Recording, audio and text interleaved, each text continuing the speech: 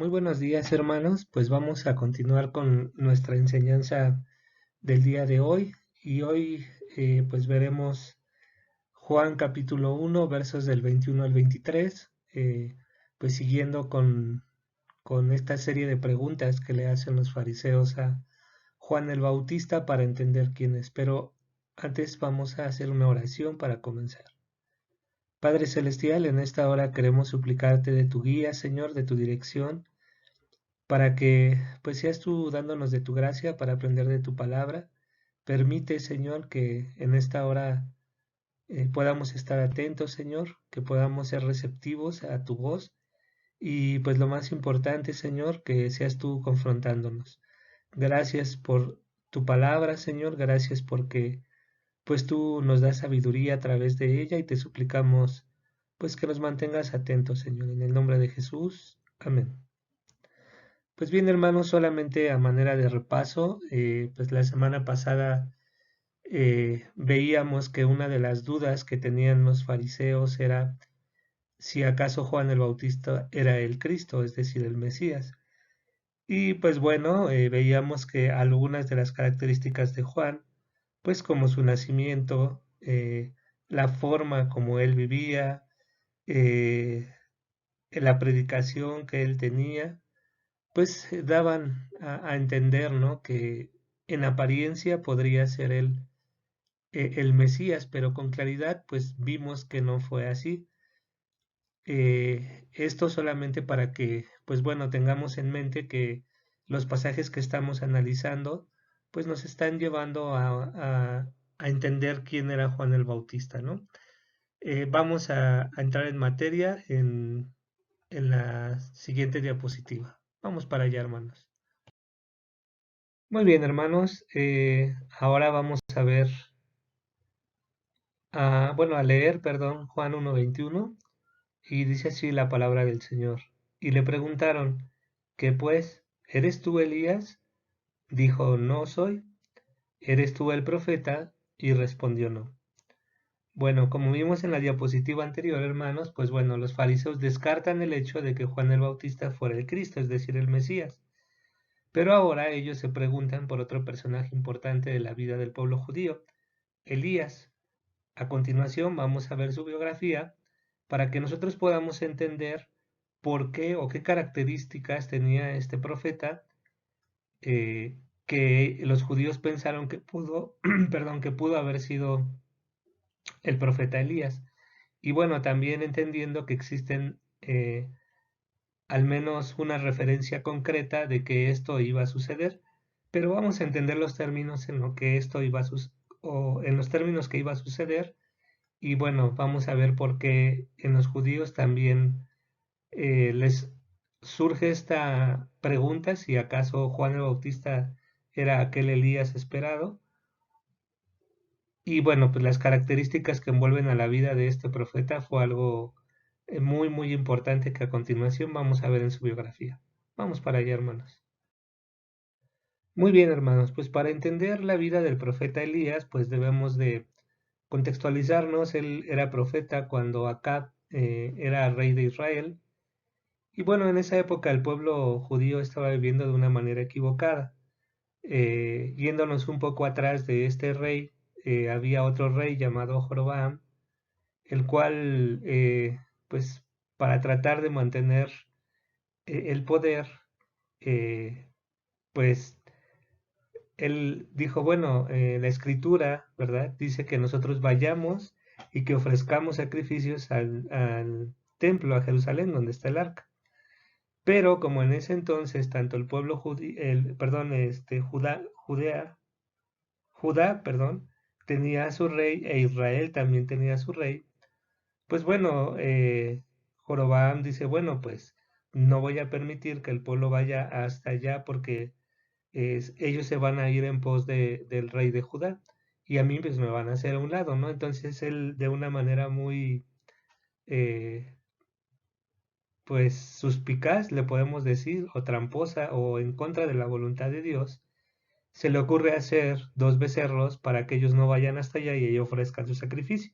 Y no solo eso, sino que también pues instituye sus propios sacerdotes que no tenían nada que ver con los levitas, ¿no? Entonces, de ahí pues surge una adoración a estos dos becerros y vean cómo este acto de querer mantener el poder pues lleva a que el pueblo se corrompa. Y el rey Acab muere Jorobam y el pueblo sigue con esto y Acab llega al trono y él continúa con estas tradiciones y no solo esto, no solo adopta esto de adorar a los becerros, sino que también se casa con Jezabel, una mujer extranjera que pues su papá era profeta de sacerdote de Balaam, un dios extranjero, y pues obviamente esta mujer realmente fue algo atroz para el pueblo judío, ya que ella se dedicó a perseguir a los profetas de nuestro Señor.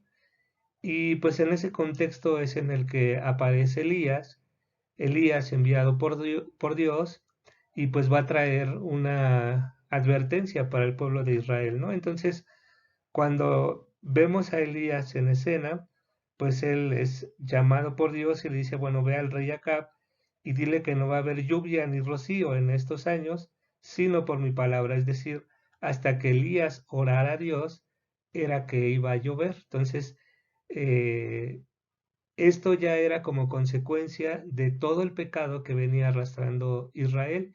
Y Elías, bueno, Dios lo utiliza a Elías para que haga volver al pueblo en razón, ya que, pues si recordamos, antes de que entrara el pueblo de Israel a la tierra prometida, con claridad el Señor les dijo, pongo delante de ti el monte Gerizim y el monte Ebal.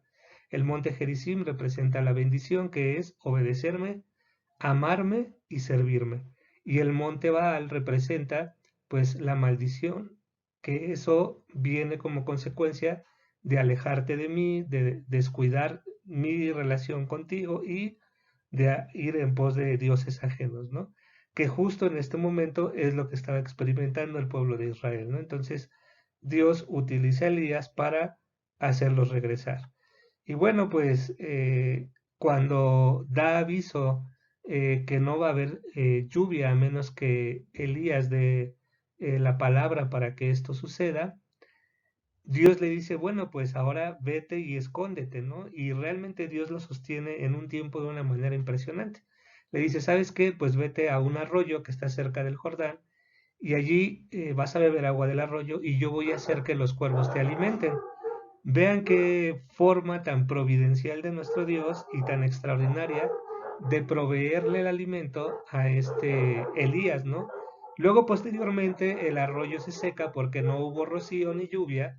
Entonces le dice, bueno, pues ahora vete a Sarepta de Sidón y mora allí. Y aquí he dado orden a una viuda mujer que te sustente, ¿no? Y era una mujer que, pues debido a las complicaciones que estaban viviendo en esa época, pues no había lluvia, no había alimento, pues evidentemente ella tampoco tenía lo necesario, pero Dios hace un milagro para que esta mujer y su hijo puedan tener el sustento necesario y no solo para ellos, sino que tenían suficiente hasta que se acabara toda esta sequía que había por consecuencia de la falta de lluvia a causa del pecado de Israel.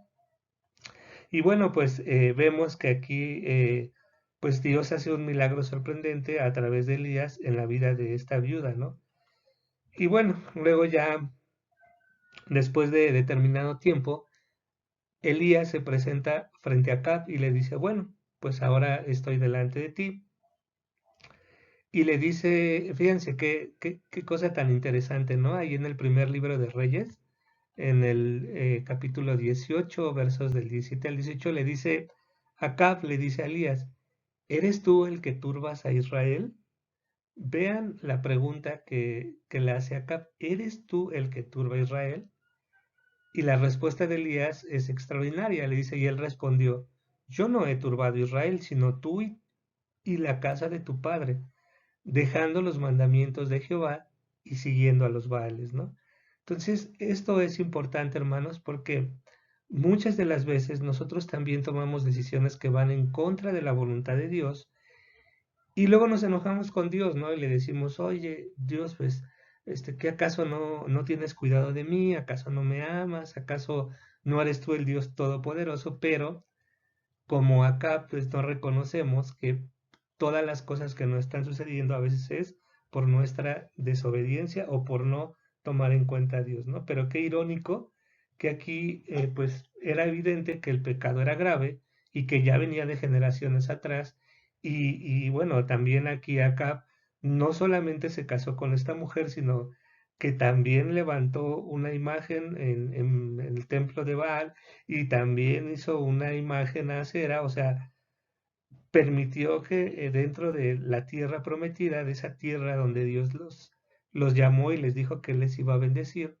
pues permitió que existieran alrededor de 850 profetas, 450 que adoraban a Baal y 400 que adoraban a Acera, ¿no? Entonces, realmente en ese momento el pueblo judío estaba totalmente perdido e inclinado a los dioses. ¿Por qué? Porque sus líderes, sus dirigentes, era el ejemplo que les estaba dando, ¿no? Bueno, pues después de esto, el profeta Elías enfrenta a todo el pueblo y congrega. Un día les dice, bueno, pues vamos, dice ya, les dice al pueblo de Israel, les dice, bueno, dejen de claudicar entre si sirven a Dios o sirven a Baal. Si sirven a Dios, hagan un lado a Baal, o si van a servir a Baal, hagan un lado a Dios, pero defínanse, les dice, dejen de claudicar entre uno y otro, ¿no? Entonces él hace algo muy interesante que les parece bien a los profetas de Baal. Les dice, bueno, pues vamos a hacer algo, vamos a ofrecer sacrificio, cada quien dice ustedes a su Dios con D minúscula y yo a mi Dios con D mayúscula, dice, y veamos a quién les responde, ¿no? Entonces, pues ya llegó el día, se ponen el becerro y les dicen, bueno, aquí lo interesante es que no deben de poner fuego y el fuego debe de bajar de nuestro Dios. ¿Para qué? Para que éste lo consuma, para que consuma el sacrificio. Entonces, Elías les da prioridad a los profetas de Baal y dice, bueno, pues ustedes háganlo primero. Era en la mañana, llegó mediodía y pues estos hombres profetas de Baal pues no le hablaban a su Dios y no les respondía. Y Elías les dice, bueno, pues háblale más fuerte, grítale, tal vez esté dormido, ¿no? O está haciendo otra cosa y no te pone atención. Y estos hombres pues gritaban más fuerte, hacían más ruido, inclusive ellos tenían la costumbre de herirse en el cuerpo, salpicar la sangre, estar salpicando sangre y bueno, esto según era para que su Dios los escuchara, lo cual nunca ocurrió. Y en cambio, cuando Elías prepara el sacrificio para Dios, todavía le agrega agua, ¿verdad? Y pone la leña, el becerro, y cuando él invoca a Dios, pues resulta que el fuego desciende y bueno, el holocausto es consumido, obviamente el fuego encendió, y pues todo el pueblo pues quedó convencido, bueno, en ese momento al menos, de que Dios era el Dios de dioses, ¿no? Entonces, todo el pueblo temía, ¿no? Porque realmente Elías era un profeta y los venía y los incomodaba y les decía, tú estás haciendo mal, tú no estás sirviendo a Dios, decídete, ¿no? Entonces, esa era la predicación en ese momento de Elías, ¿no? Y obviamente a los profetas de Baal, 450 en ese momento, pues fueron muertos, ¿no? Y bueno, pues también ahí en 1 Reyes 18:41, pues nos habla acerca del momento en que Elías ora a Dios y pues llueve por fin, ¿no? Entonces vean, realmente el profeta Elías pues fue alguien muy importante porque él fue instrumento de Dios para enfrentar al pueblo y hacerlo regresar a su camino. Pero vamos a ver algo muy importante del profeta Elías, que es lo que hacía pensar que el profeta Elías físicamente iba a regresar, ¿no? Y vamos a ver dos profecías y bueno, la manera en cómo Elías, pues, fue quitado de la tierra, ¿no? Vamos, hermanos, a la siguiente diapositiva. Muy bien, hermanos, pues ahora la pregunta concreta de los fariseos es, ¿eres tú Elías? Y ya vimos que realmente Elías fue un profeta muy importante por el ministerio que él ejerció de estar enfrentando al pueblo, de estar diciendo defínanse, por favor, sigan a Dios, hagan a un lado a los ídolos, ¿no? Cosa que también a veces nosotros nos sucede, ¿no? Tenemos que ir a la palabra y hacer a un lado nuestros ídolos. Tal vez no son los Baales, pero son otro tipo de cosas, ¿no? Y eso, bueno, ya depende de cada persona. Cualquier cosa que ocupa el lugar de Dios, pues ya es un ídolo, sea lo que sea, ¿no? Y ustedes pueden seguir leyendo ahí la vida del profeta Elías, muy interesante, pero vamos a llegar a un momento en el que él es quitado de esta tierra, ¿no? Eso lo vamos a encontrar en Segunda de Reyes 2 del 9 al 13, y allí leemos que Elías subió al cielo en un torbellino. Elías pues no murió, no simplemente fue tomado en un torbellino, como dice la escritura, y fue llevado al cielo, ¿no?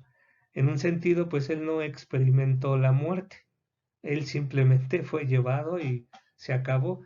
Él tenía un discípulo muy importante, Eliseo, que a final del día es quien continúa con este ministerio de estar enfrentando al pueblo de Israel, ¿no?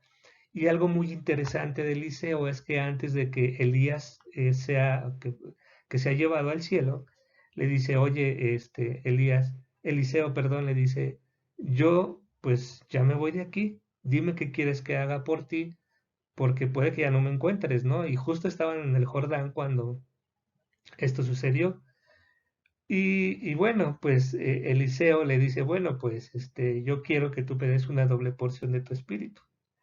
Él le dijo, bueno, pues oye, pídeme lo que quieras, yo lo puedo decir. Le dice, no, yo quiero una doble porción de tu espíritu.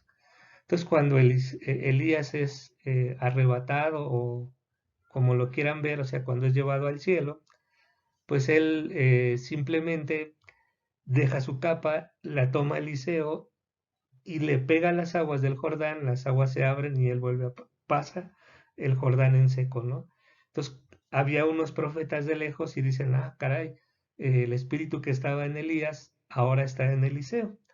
Y Elías, pues ya nadie lo encontró, simplemente se fue, ¿no? Entonces, en apariencia, eh, esto era el indicativo de que los judíos sabían que esto había sucedido y ellos pensaban, porque ahorita vamos a ver una profecía aquí en Malaquías, pero en otro verso, donde dice que él iba a venir, ¿no? Y vean, Malaquías 3:1 dice, he aquí yo envío mi mensajero, el cual preparará el camino delante de mí. Entonces, ¿de quién está hablando aquí Malaquías en este verso 3:1? Está hablando de Juan el Bautista. Ajá, no está hablando de Elías, pero fíjense, en Malaquías 4:5 dice, he aquí, yo os envío el profeta Elías antes que venga el día de Jehová, grande y terrible. Y es este pasaje de Malaquías 4:5 que hacía sugerir a los fariseos que era el profeta Elías. Ahora, ¿cuál era el problema? Que los judíos esperaban literalmente, físicamente, al profeta Elías, ya que él había sido llevado al cielo y ellos pensaban que como ya en Malaquías ha dicho que él iba a volver, pues lo iban a ver nuevamente físicamente. Pero, pues nuestro Señor Jesucristo nos da la respuesta a toda esta encrucijada, ¿no? Y vean, no se equivoca Juan ni les miente al decir yo no soy Elías, porque le está diciendo pues, yo no soy Elías, yo soy Juan. Literalmente ustedes esperan al profeta Elías, pero yo no soy ese Elías, yo soy Juan el Bautista, ¿no? Pero bueno, vamos por favor a ver cuáles fueron las referencias que nos da nuestro Señor Jesucristo de Juan el Bautista. Muy bien, hermanos, pues miren, vamos a Mateo 11 del 7 al 14. Y bueno, antes de leerlo, me gustaría entender este pasaje. Bueno, el contexto de este pasaje es ese momento donde Juan el Bautista está encarcelado y envía a sus discípulos y le dice, vayan con el Señor Jesús y pregúntenle si Él es el que esperamos o ha de venir otro, ¿no? Entonces Jesús le dice a sus discípulos, bueno, vayan y díganle que los ciegos ven, que los cojos andan, que los enfermos son sanados, etcétera. Entonces, cuando los mensajeros de Juan regresan a Juan para darle la noticia, pues nuestro Señor Jesús comienza a hablar este tipo de cosas de Juan el Bautista, ¿no? Y mientras ellos iban, dice la Escritura, comenzó Jesús a decir de Juan a la gente, ¿qué salisteis a ver al desierto? ¿Una caña sacudida por el viento? ¿O qué salisteis a ver? ¿A un hombre cubierto de vestiduras delicadas? He aquí, los que llevan vestiduras delicadas en las casas de los reyes están. ¿Pero qué salisteis a ver? ¿A un profeta? Pregunta el Señor Jesús, y él mismo responde, sí, os digo, y más que profeta, porque este es de quien está escrito. ¿Recuerdan esta profecía de Malaquías 3:1? Bueno, aquí el Señor Jesús la autentifica, dice, aquí yo envío mi mensajero delante de tu faz, el cual preparará tu camino delante de ti. Y luego continúa diciendo nuestro Señor Jesús, de cierto os digo, entre los que nacen de mujer, no se ha levantado otro mayor que Juan el Bautista, pero el más pequeño en el reino de los cielos, mayor es que él. Desde los días de Juan el Bautista hasta ahora, el reino de los cielos sufre violencia y los violentos lo arrebatan, porque todos los profetas y la ley profetizan hasta Juan. Y si quieres recibirlo, escuchen esto. Él es aquel Elías que había de venir. Entonces, ¿por qué Juan dice que no? ¿No? Bueno, no es una contradicción, simplemente Elías les dijo, yo no soy, perdón, Juan les dice, yo no soy el profeta Elías con el aspecto físico, ¿no? Aquí lo que el Señor les quería decir en aquella profecía de Malaquías 4:5 es que el mismo espíritu que posó en Elías era el que iba a venir delante de Jesús. Ahora, ¿quién era ese mismo espíritu? Bueno, pues es el Espíritu de Dios y era ese mismo espíritu posando, pero ahora en Juan el Bautista, ¿no? Entonces vean aquí, Jesús autentifica que aquella profecía de Malaquías 3:1 se refería a Juan el Bautista. Y las palabras que él usa dice, entre los que nacen de mujer no se ha levantado otro mayor que Juan el Bautista, ¿no? ¿Esto quién lo dijo? Nuestro Señor Jesucristo, ¿no? Entonces, vean nada más qué palabras está usando nuestro Señor, ¿no? Y autentifica y dice, Él es el Elías que había de venir, ¿no? Ahí está. Otra referencia la tenemos en Mateo 17 del 10 al 13. Esta es en la transfiguración, cuando Pedro y otros de sus discípulos suben con él y ven que aparece, bueno, se transfigura Jesús o se transforma y aparece Moisés, Elías precisamente, y pues ellos dicen, bueno, es bueno que hagamos unas enramadas, andaban como que un poco pues impresionados por la visión que ellos estaban viendo, y ya cuando sucede todo esto ellos bajan, ¿no? Entonces le preguntan, entonces sus discípulos le preguntan a Jesús diciendo, ¿por qué pues dicen los escribas que es necesario que Elías venga primero? ¿No? Nuevamente esta pregunta de Elías. Respondiendo Jesús les dijo, a la verdad, Elías viene primero y restaurará todas las cosas. Mas os digo que Elías ya vino y no le conocieron, sino que hicieron con él todo lo que quisieron. Así también el Hijo del Hombre padecerá de ellos, ¿no? Entonces, nuevamente les está diciendo, él ya vino. ¿Y quién fue el que vino? Pues Juan el Bautista. Ahora, ¿qué fue lo que le hicieron a Juan? Pues bueno, sabemos que él murió decapitado, eh, y así como Juan el Bautista murió, pues aquí Jesús dice, pues así como él ya ha muerto, pues es necesario que yo también padezca de los escribas y fariseos, ¿no? Entonces vean, a mí me sorprende mucho la manera en cómo nuestro Señor Jesús se refiere a Juan el Bautista, ¿no? Y autentificando que pues no era Elías físicamente, sino más bien el espíritu de Elías que ahora estuvo posando en Juan el Bautista, ¿no?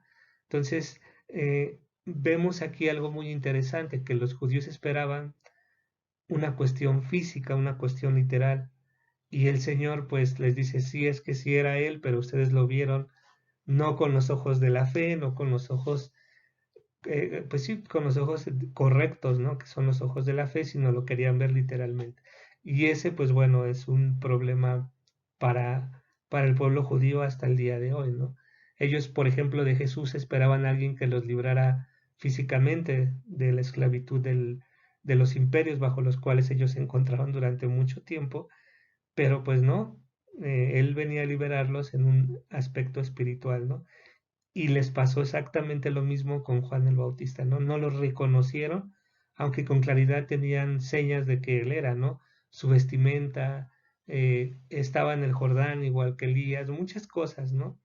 Y bueno, pues así como Elías, su predicación fue defínanse por Dios, pues Juan el Bautista era arrepiéntanse de sus pecados porque el reino de los cielos se ha acercado a ustedes, ¿no?